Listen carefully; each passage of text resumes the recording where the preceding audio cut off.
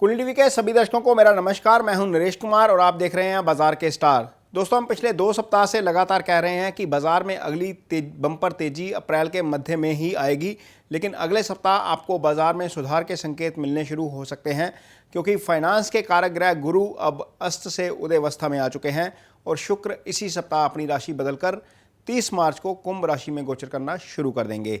इस लिहाज से मंगल और शनि के मध्य फंसे शुक्र को अब इस स्थिति से मुक्ति मिलने वाली है और अब कुंभ में 15 डिग्री चलने के बाद शुक्र उच्चाभिलाषी हो जाएंगे। इसके साथ ही अप्रैल के पहले सप्ताह में मंगल और बुध की स्थिति बदल रही है। मंगल शनि के साथ युति को भंग करेंगे और बुध अपनी नीच राशि मीन से निकलकर मेष राशि में गोचर करना शुरू करेंगे। यदि आपका मन अभी निवेश करने का है तो अपने पास सुरक्षित 30% रकम का निवेश करने का समय आ गया है, क्योंकि अब यहाँ एस्ट्रो साइकिल में सिर्फ मंगल और शनि का एक ही डिग्री पर आने का इवेंट बाकी है, जो एक नेगेटिव इवेंट है।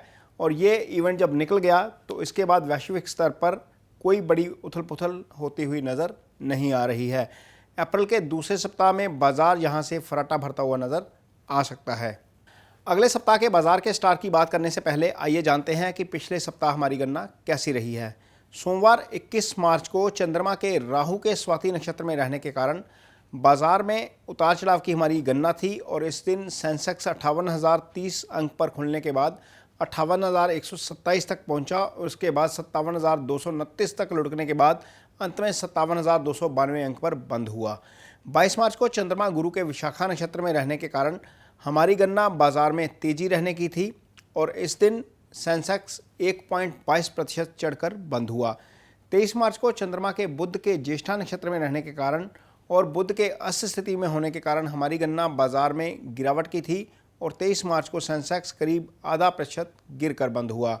इसी प्रकार 24 मार्च को बुध के मीन राशि में प्रवेश करने के कारण भी हमारी गणना बाजार में गिरावट की थी और इस दिन भी हमें बाजार में गिरावट देखने को मिली और सेंसेक्स अंत में गिरावट के साथ बंद हुआ।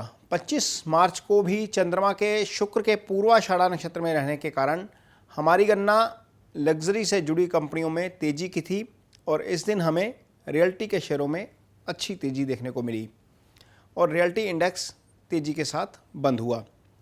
आइए बात करते हैं अगले सप्ताह की। अगले सप्ताह बाजार के स्टार कैसे रहेंगे। सोमवार को जब बाजार खुलेगा तो गुरु अस्त से उदयावस्था में आ चुके होंगे और चंद्रमा मंगल के धनिष्ठा नक्षत्र में गोचर कर रहे होंगे, लिहाजा हम सोमवार को बाजार में अच्छे कारोबार की उम्मीद कर सकते हैं। इस दिन बैंकिंग और वित्तीय कंपनियों के शेयरों में हमें काफ़ी अच्छी तेजी देखने को मिल सकती है। 29 मार्च को चंद्रमा राहु के शतभिषा नक्षत्र में रहेंगे, लेकिन मंगल इस दिन अपने ही धनिष्ठा नक्षत्र में आ जाएंगे, लिहाजा इस दिन हमें निवेशक थोड़ा कंफ्यूज नज़र आ सकते हैं और बाज़ार में उतार चढ़ाव वाली स्थिति बनी रहेगी। हालांकि कॉपर के अलावा रियल एस्टेट सेक्टर के शेयरों में तेजी आ सकती है। 30 मार्च को चंद्रमा गुरु के पूर्व भाद्रपद नक्षत्र में रहेंगे और शुक्र मकर राशि से निकलकर कुंभ राशि में गोचर करना शुरू करेंगे, लिहाजा इस दिन हमें लग्जरी और बैंकिंग के शेयरों में अच्छे मूव देखने को मिलेंगे। 31 मार्च को वित्त वर्ष के आखिरी कारोबारी सेशन के दौरान चंद्रमा शनि के उत्तर भाद्रपद नक्षत्र में रहेंगे, लिहाजा इस दिन हमें मेटल शेयरों में अच्छा कारोबार होता हुआ नजर आएगा।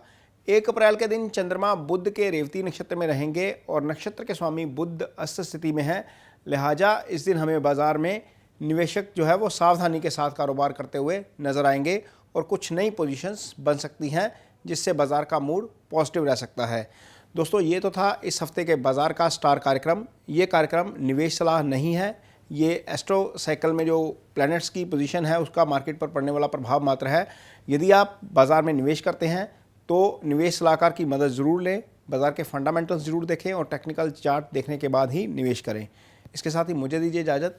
नमस्कार।